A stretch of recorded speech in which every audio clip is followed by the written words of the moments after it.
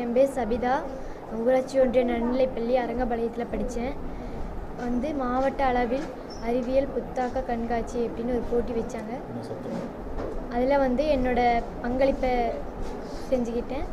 அப்போ நம்ம நாட்டில் ரொம்ப பிரச்சனையாக இருக்கிறது தண்ணி தான். இப்போ தண்ணிக்காக தான் இப்போ இந்த போட்டிக்கு கலந்துக்கிட்டேன்.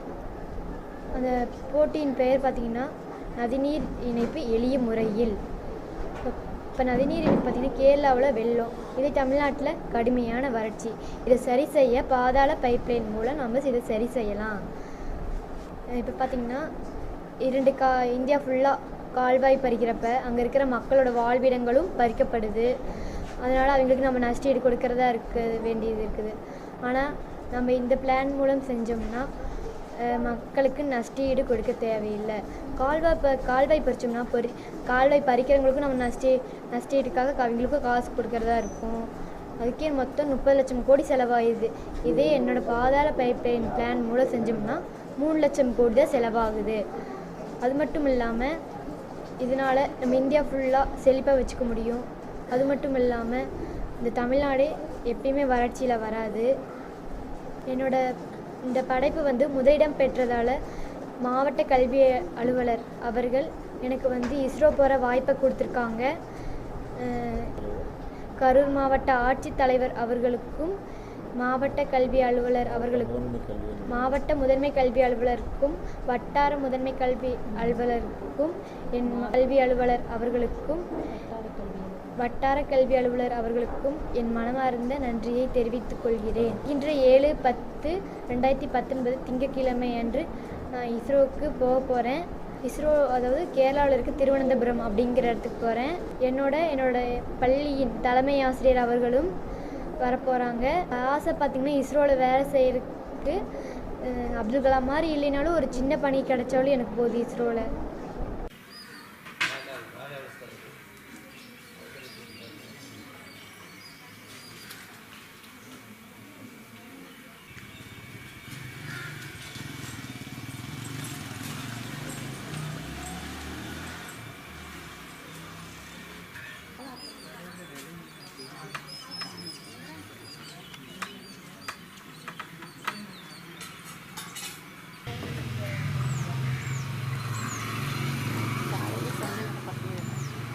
இந்த மாதிரி யாராவது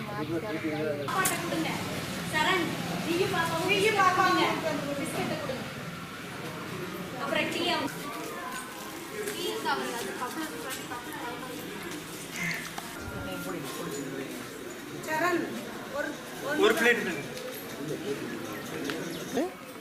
யார் செஞ்சுருக்காங்களா? சரி சரி சரி சரி ஆ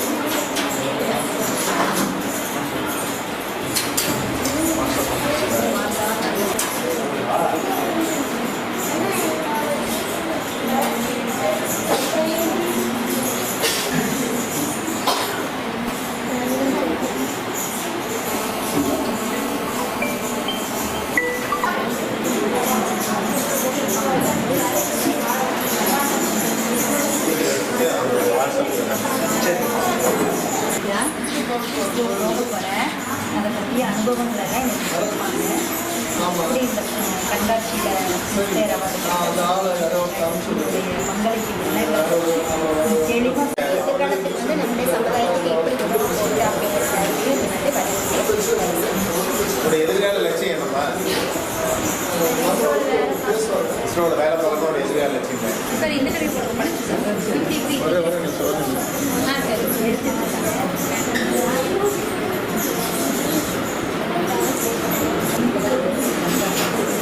கை கொடுங்கம்மா. அவன் நல்லா ஒரு இதில் இருக்கிறான். நீங்களாம் வாழ்த்து சொல்லுங்கள்.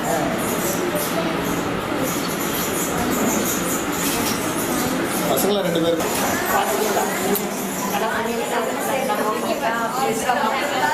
கட்டாயம் சொல்லு.